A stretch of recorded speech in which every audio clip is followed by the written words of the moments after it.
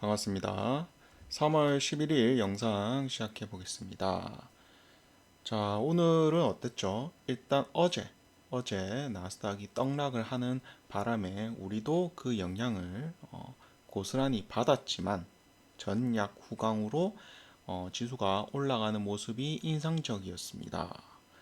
자, 이러한 움직임 이면에는 이제는 미국이 어떻게 하고 있습니까? 관세 전쟁으로 인해서 미국발 그러니까 달러권 영향이 우리나라가 좀 덜 영향 끼치는 거 아니냐라는 이야기가 이제 나올 겁니다. 무슨 말인가 하면은 지금 나스닥 기술주들의 자금들이 중국 증시로 몰려들고 있습니다. 실제 중국 증시 기술주도 움직임을 보면은 대표적으로는 AI, 딥시크발 AI, 그 다음에 뭐 자율주행, 로봇 이런 것들이 중국에서 핫해지고 있다. 그러니까 미국이 기술적으로 1위는 맞으나 어, 가성비가 안 나오는, 흔히 말하는 1등 외에는 1등을 차지하기 위한 그런 치열한 투자, 이런 것들 어떻게 보면 기업의 그런 미래 전망이라든지 기업은 실적을 잘 내야 되잖아요. 근데 그런데 투자를 많이 하면은 이렇게 가격이 높은데 더 오를 수 있겠냐라는 게 이제 어, 회의론이 든 거죠. 나스닥의 기술주들이. 그래서 결과적으로 그래 그러면은 AI든 뭐든 1위를 먹기 위해서 지금 이렇게 엄청난 투자를 하고 있는데, 그거 이제 윤곽이 어느 정도 잡히면은 1등만 살아남고 나머지는 이제 도태되는 이제 그러한 움직임들이 미국 시장에 계속해서 나오고 있고, 저도 이전부터 나스닥의 그런 기술주 자금들이 중국 쪽으로 이동되고 있다라고 여러 번 말씀드리고 있죠. 직간접적으로 계속해서 말씀드리고 있습니다. 그리고 이제 이렇게 계속 말을 하다 보니까 이제 사람들이 눈치를 채고 중국 시장에 관심을 가지고 있습니다. 오늘이 이제 그런 좀 특징적인 그런 움직임이 나왔는데, 중국발 로봇주들이 집 상한가 테마를 이루면서 상한가를 가면서 우리나라도 그 움직임에 편승해서 로봇주들이 강한 모습을 보여줬습니다. 자, 그러면 정리를 좀 하자면은, 그럼 미국에서 뭐 영향을 끼치는 우리나라 관련 섹터는 뭐냐 하면은, 제가 볼 때는 일단 당면한 거는 인프라입니다. 인프라. 철강, 강관, 가스관이 대표적이 될 거고, 그리고 그 가스를 운송할 해운 쪽이 될 거고, 미국의 에너지주들, 에너지가 미국 어떻게 되든 트럼프는 지금 자국민의 세금을 감면시키고 물가를 잡으려고 한다면은 에너지 가격을 어떻게든 안정화시킬 겁니다.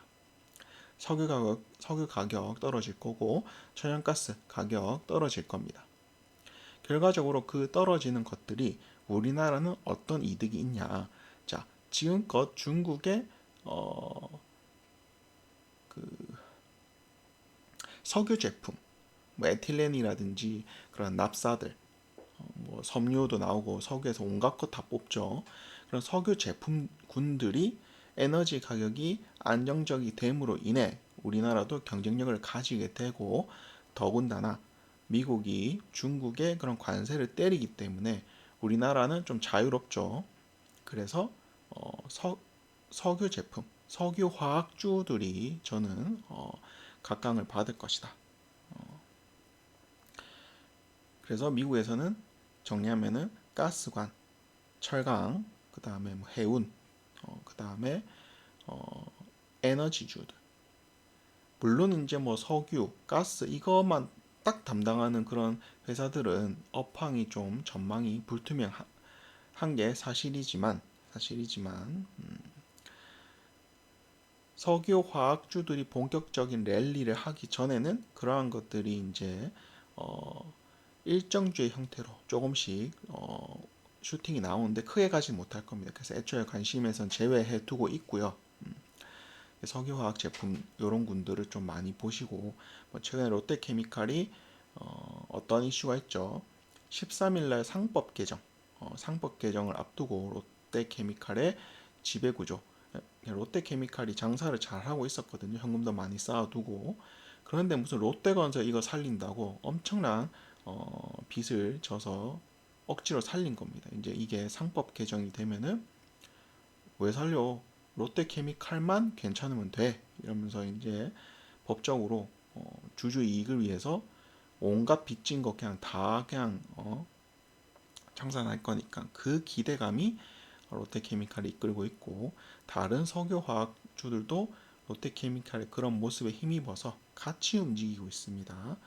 대부분 이게 코스피에 상장돼 있는 어떻게 보면 기간 산업이기 때문에 시총이 크고 또 업력도 오래됐죠. 코스피에 대부분 포진돼 있고 또 그러한 움직임이 코스닥에 비해 코스피에 조금 더 가점을 줘야 되지 않나.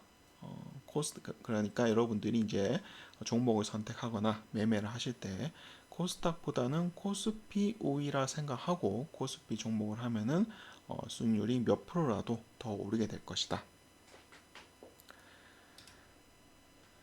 그리고 로봇이 움직이면은 또 로봇이 뭘 움직이죠? 내연기관이 아닌 전지로 움직이기 때문에 2차전지 관련주들도 계속해서 지켜볼 만하다. 중국이 양회를 하면서 내수 진작을 하기로 했죠. 그러한 것들이 물론 이제 2차전지가 로봇보다 강하냐라면 그건 좀 의문이고요. 로봇주들을 먼저 보되 그 다음 순환매 섹터로 2차전지가 움직일 수 있다. 자, 지금 로봇과 2차전지의 특징적인 움직임은 뭡니까? 강하게 가진 않아요. 무슨 말인가 하면은 막 예전에 우리가 2차전지 엄청난 붐이고 뭐 AI고 뭐고 움직일 때 어땠죠? 뭐 대장은 일단 상한가 먼저 가 있어. 그죠? 그냥 가격 자체가 등락률, 변동폭 자체가 엄청나게 움직였습니다.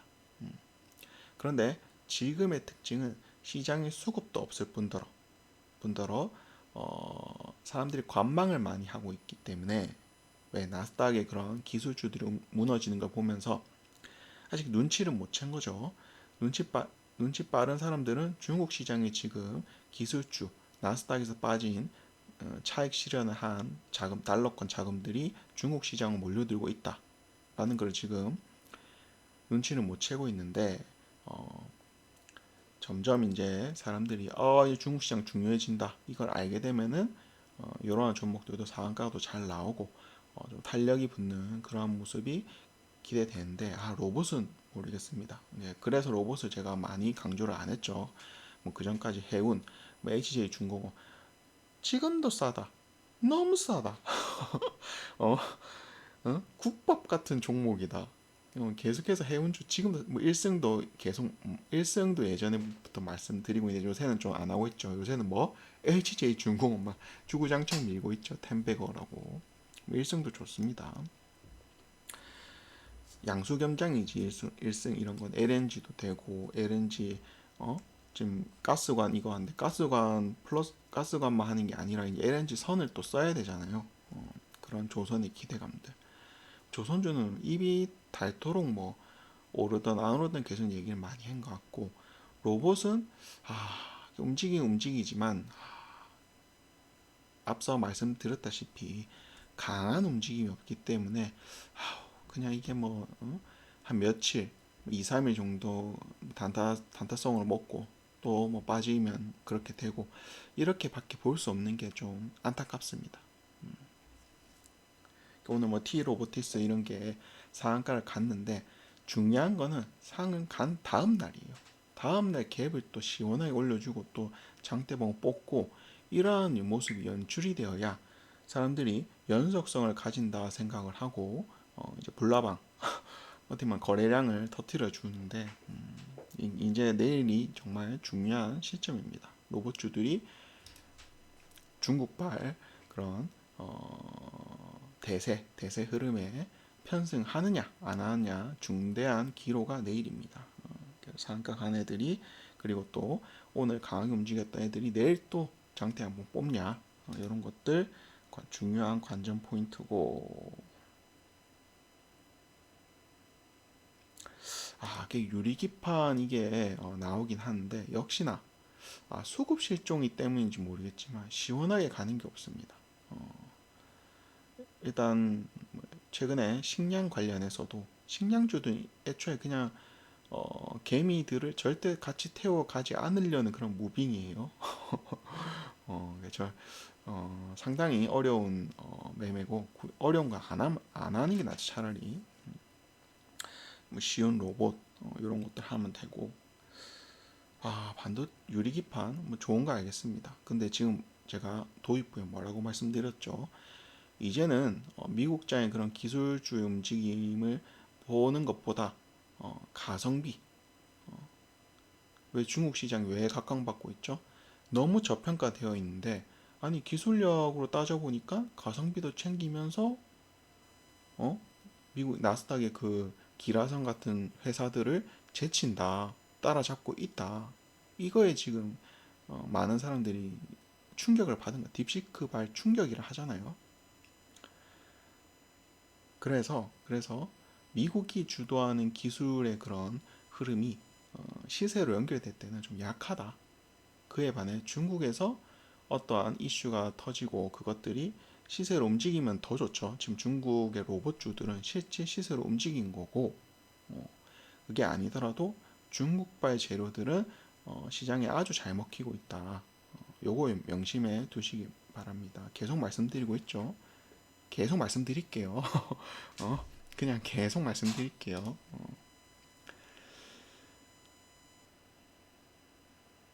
중국 진출. 중국 붙은 재료들이 지금 좋아요. 우리나라는 트럼프가 저렇게 각을 세우고 있는데 어쩌겠어요. 중국이랑 친하게 지내야지. 뭐 이거를 뭐 중국을 빤다 이런 게 아니라 이득을 챙겨야지. 이득을. 우리나라 좀 스탠스가 나쁘지 않아요. 미국에 막 그렇다고 막 물론 이제 그런 대통령에 없는 대행으로 지금 움직이고 있잖아요. 공백 상황이라서 어떻게 보면은 이 어려운 상황에서 잘 대처하고 있구나 대한민국. 그러니까 의도치 않게 대처가 되고 있구나 생각을 하는 거죠. 자, 그리고 여러분 이제 정치 테마주 관심 가져야 되겠죠. 대통령 그 탄핵 인용이 원래는 13일 이전에 되어야 이제 이재명이 2차 공판도 있고 피선거권 박탈이 걸려 있는 그런 공판이 앞으로 쭉쭉 이어지는데, 선고일이 빠르면 빠를수록 그 리스크가 줄어듭니다. 피선거권 박탈을 안 당할 가능성이 높아지는 거예요. 이재명 주들은. 그런데 이제 그 최근의 이슈 이런 걸 보면은 탄핵 인용이 점점 미뤄지고 있죠. 다른 거 먼저 한다고. 뭐 검사를 뭐 탄핵한 거를 막 먼저 다루겠다니 어째니. 왜 탄핵 인용이 중요하냐면은 최대 60일 이내에 빠른 재선거를 해야 되기 때문입니다. 탄핵 인용 안 되면 뭐 민주당 쪽은 난리가 나겠죠. 민주당 종목들은 난리가 날 겁니다. 그러면은 위험한 건 이재명 주가 제일 위험해. 너무 높아. 자, 뭐 대통령 끝난 것도 아닌데 실제 그 파급력은 뭐 하한가 두 방 정도는 나오지 않을까. 너무 높기 때문에 그렇습니다. 그에 반해 이제 이런 이제 이재명의 그런 피선거권 박탈 리스크가 탄핵 인용 기간이 늦춰짐에 따라 커지고, 그렇다면은 우원식 관련주들을 여러분들이 보는 게 훨씬 낫죠. 가격도 싸기 때문에 그렇습니다. 여기서 더 빠져봤자지. 빠져서 평단 조절만 잘하면은 본전 줄 확률이 훨씬 높기 때문에 이제는 이재명보다는 우원식이 훨씬 더 확률적으로 손익비가 나오는 게임이다. 설사 탄핵 인용을 하더라도 저 바닥권에서 거기서 더 빼? 빼도 나중에 또 돌려줍니다. 근데 이재명은 너무 높아가지고 다신 모돌 역대급 고점이 될 수도 있기 때문에 정치 테마주 하실 분들은 이재명 말고 큰일 납니다. 우원식, 그 다음에 김문수가 대세죠. 탄핵 인용이 되면 또 오를 거고, 김문수가. 왜냐면은 김문수는 대표적인 탄핵 반대파입니다. 그냥 어떻게 보면 이제 뭐 기존 그 국민의힘의 그런 원래 기존에 있던 그런 목표를 해야 되나? 추구하는 바가 일치하죠. 한동훈은 그 반대고 탄핵해야 된다는 입장이고.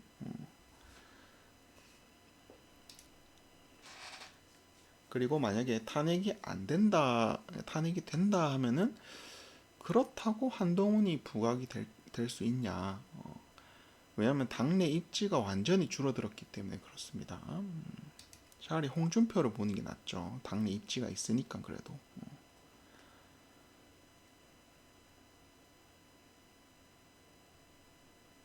유리기판도 좀 시원하게 상한가 나오고 다음날도 막 잘 가고 이런 모습이 보여야 되는데 그게 안 나오기 때문에 좋게 이야기할 수가 없습니다. 뭐 그렇다면 재료 있으면 가는 거는 뭐 일정주의 형태니까. 오늘 뭐 눈에 띄었던 것들은 신규 상장주 종목이 조금 눈에 띄었고 IST 이런 것도 한번 차트 한번 볼까요?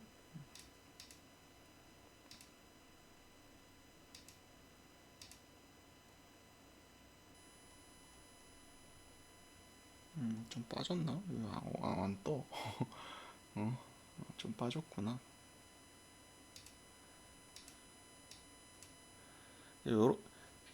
이런 걸 보면은 이게 상승 매집의 패턴이 좀 보였던 종목입니다. 이게 장중에 이런 장이 안 좋았기 때문에 오전 중간장에는 뭔가 매집을 한다는 모습이 포착이 안 됐어요. 그러다가 이제 지수가 보이시죠? 지수가 오르기 시작하니까 그리고 점심때 이거 빼겠네 싶어서 다시 또 들어올렸죠. 12시 넘어서 1시 이때 종목들이 갑자기 미친 듯이 오르기 시작했습니다. 그래서 보통 시간대가 이제 장 막판에 가까워지면 안 하는 게 맞는데 이런 시장의 특수성으로 인해서 오전에 완전 박살이 났고 중간장에 눈치 싸움 시작되다가 중간장 넘어가는 순간부터 탄력이 붙었기 때문에 이런 상승 매집 형태가 매매가 가능한 그러한 모습이 나왔죠.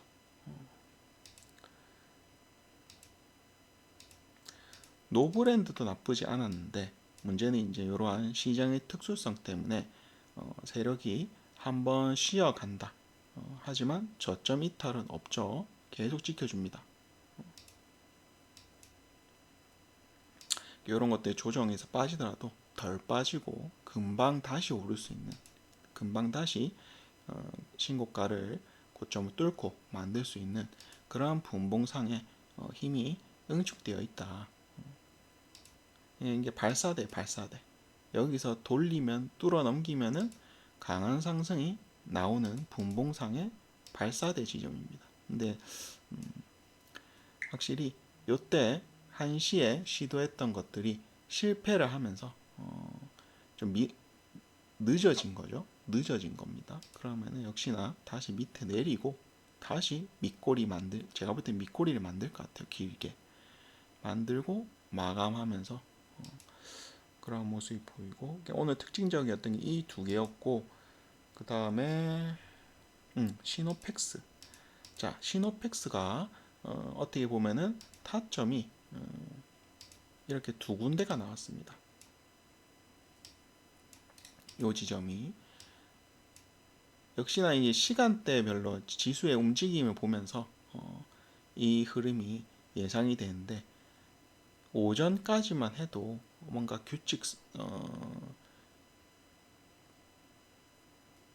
좀 눈에 안 띄다가 무슨 말인가 하면은 이게 주가가 오르고 뭐 내릴 수 있는데, 내릴 때 이렇게 쭉 내리는 게 아니라 내릴 때 천천히 내리던지 반등을 잘 주면서 내리던지, 이러한 모습이 포착이 되는 게 지금 이 모습인 거죠.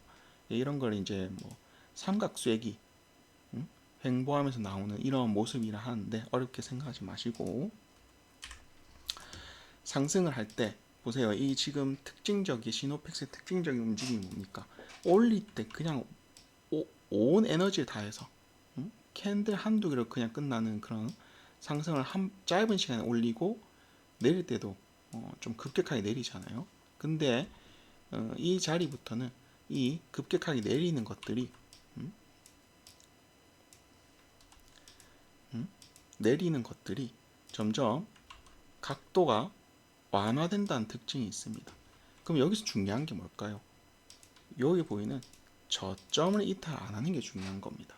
뭐 내려갈 수 있어. 근데 이 저점을 이탈하게 되면 이런 모습이 현출되거든요. 무슨 말인가 하면은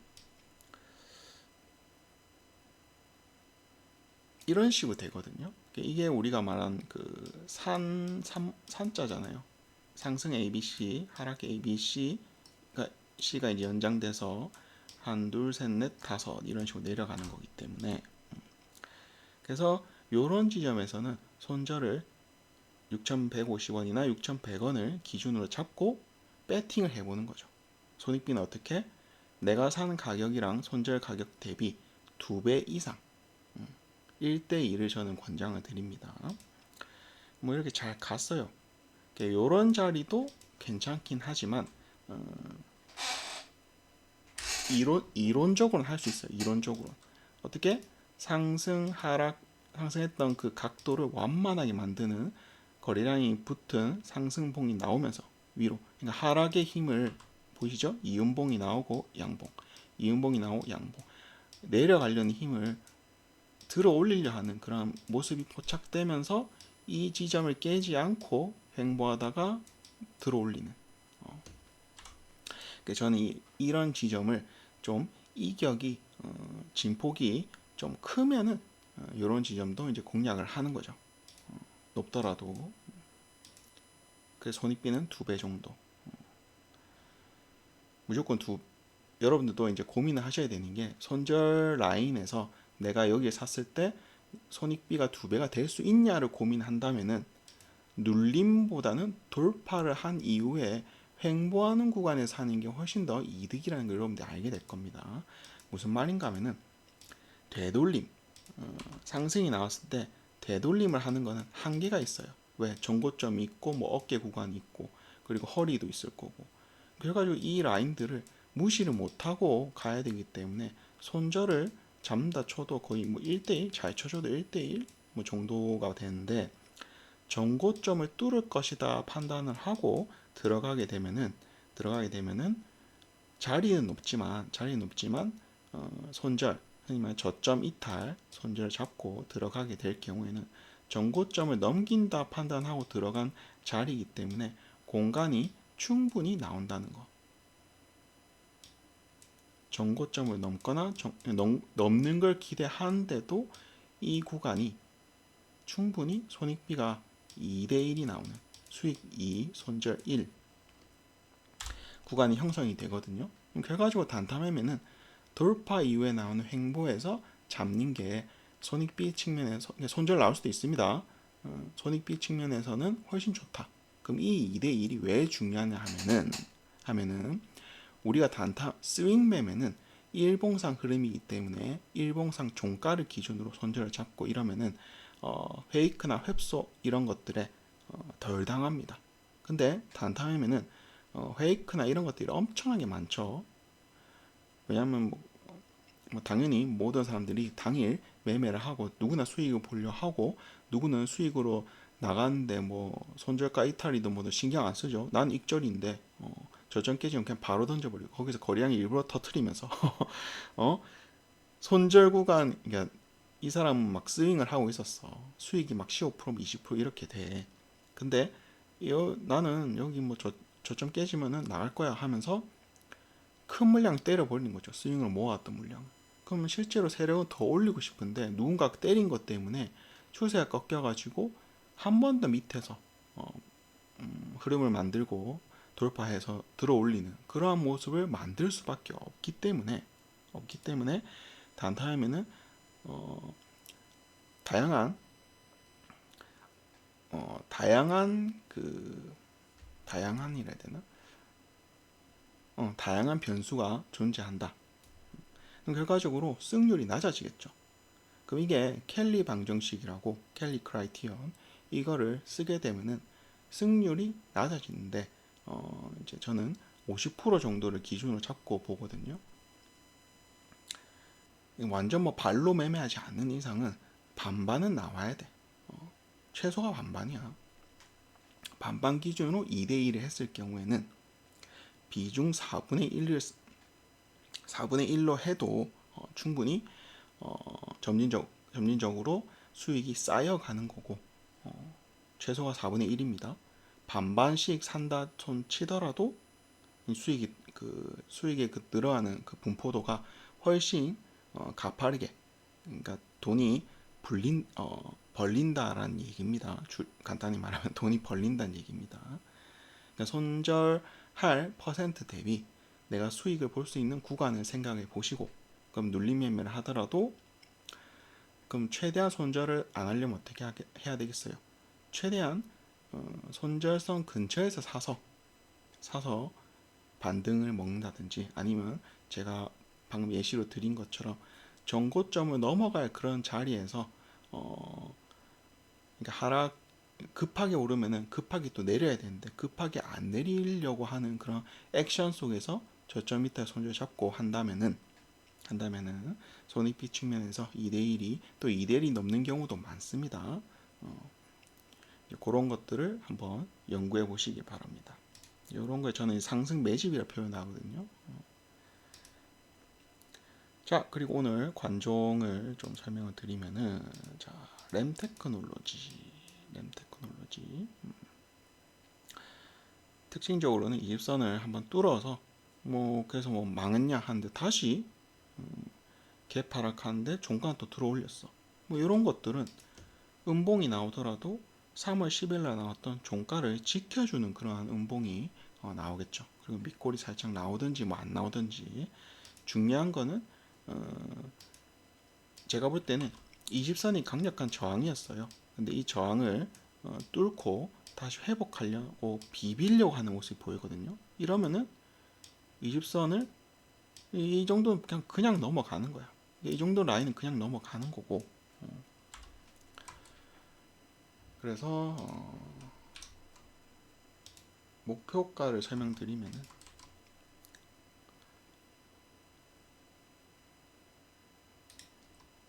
5,200원 그리고 5,700원 그리고 매수는 이제 이런 거죠. 박스 구간이 이 캔들의 저점까지네. 이 캔들의 저점까지고 이런 것들은 보세요. 지금 구조가 어떻죠? 손절을 만약에 하더라도 10% 손절을 하더라도 수익을 볼 수 있는 구간이 20% 설정해 둔 게 지금 손익비가 2대1이 넘어가는 거잖아요. 그렇죠? 30%면 3대1이 되는 거고. 그럼 이러한 자리에서 이런 식으로 배팅이 되어야 된다는 겁니다. 올라갈 수 있는 자리가 이 정도라 각을 잡으면은 손절은 이런 식으로. 그럼 애초에 10%못 가는 종목은 못 갈 것 같은 그런 종목은 안 하는 게 훨씬 낫다는 겁니다. 자, 손익비가 2대1인데 승주까지 올라간다. 그러면은 더 돈이 잘 벌리겠죠. 그리고 이런 것들은 여기 매수 가이드라인, 스윙 가이드라인도 있지만 여기에 맞춰서 하시기 바랍니다. 이렇게 구분을 한 거는 본인 이제 성향이 달린 거죠. 짧게 보는 사람들은 그냥 아예 손절, 중심부 손절 해버리고 나는 좀 기간이 길다, 주식 잘 오래 못 본다 하면은 이제 박스 하단 첫 매수하고 박스 하단부에 한번 매수해서 반등 나오면은 절반에서 본절 본절 처리하는 건데, 분할 매수해서 뭐 박스 손절, 핵심은 박스 중심부에 있습니다. 이 중심부에서 어떻게든 손절을 해야 되는 거고, 수익은 10% 상승 목표로 하는 거고, 역시나 기간이 짧으면 짧을수록 수익 슈팅이 나오면 수익 실현을 해라. 자, 다음 유니트론텍입니다. 역시나 수상한 흐름이에요. 20선을 뚫고 조정이 나온, 이게 한 조정이 나오고 상승한 게 한 흐름에 한 캔들 안에 다 들어가 있는 것 같아. 괜찮죠? 왜 20선을 뚫어서 조정받는 것들이 이전에도 설명드린 그 스윙 매매, 추세를 돌려주려고 하는 스윙 매매에 포함되기 때문에. 자, 근데 얘는 애초에 그런 파동의 움직임이 그렇게 강하지 않습니다. 그래서 목표가가 좀 애매해요. 무슨 말인가 하면 5,900 한 중반 정도, 6%막 6,200원. 그럼 이렇게 되면 손절이 어떻게 되겠죠? 10%짜리잖아요. 여기죠. 이 저점 이탈 손절인데, 손익비가 애초에 5% 이렇게 잡혀 있고 이러면은 결과적으로는 10%잖아요. 손익비가 10대 2대 1을 맞추려면은 이거는 어쩔 수 없이 박스 중심부의 손절이 나가야 된다는 겁니다.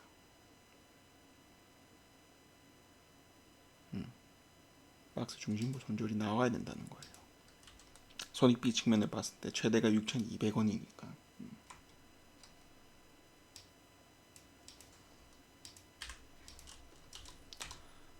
자, 그 다음에 피델릭스입니다. 피델릭스는 딱 봐도 끼가 좋죠. 쏘았다 하면 시원하게 가는 그런 특징을 가지고 있고, 다만 얘가 이제 바닥에서 끼가 좋기 때문에 한 겁니다. 보통은 이런 자리 잘 안 하거든요. 무슨 말인가 하면은 시세를 어느 정도 줬다 생각이 들고 이제 빠지는 그런 과정 속에서는 반등 에너지밖에 먹을 수 없습니다. 다시 새로운 추세가 나오려면 역시나 이러한 지점들을 뚫어줘야 되거든요. 그래서 목표가가 이렇게 설정이 되는 거죠. 10% 1410원 10% 라인이죠. 그리고 또 20% 라인이 1530 뭐 이런 라인이고, 매수는 딱 이렇게 되겠죠. 이 지점 1월 24일에 저점 이탈. 자, 여러분 이제 손절을 하시더라도 중심부 손절한다 손 치면은 종가상 이탈. 항상 일봉에서 손절은 종가상 이탈을 해야 됩니다. 특히 시총이 작을수록 페이크가 많아요. 근데 종가는 속일 수 없는 거지. 이런 경우도 있어요. 종가상 한번 깼어. 근데 다음날에 양봉으로 들어 올린다. 그거는 설사 손절을 했다 손 치더라도 다시 달라붙어야 됩니다. 근데 웬만하면은 다음날, 결과적으로 다음날 오전에 보고 또 잘라야 되는 그런 게 있죠. 그래서 스윙 매매는 조금 느긋하게 하는 거를 권장드리고, 보세요. 이게 지금 딱 반등을 먹겠다라는 포지션이잖아요. 그죠? 손익비는 2대1 20%. 자, 이렇게 세 가지 구성을 해 봤습니다. 장이 안 좋아서 손절이 발생할 수 있어요. 그럼 손절하세요. 어차피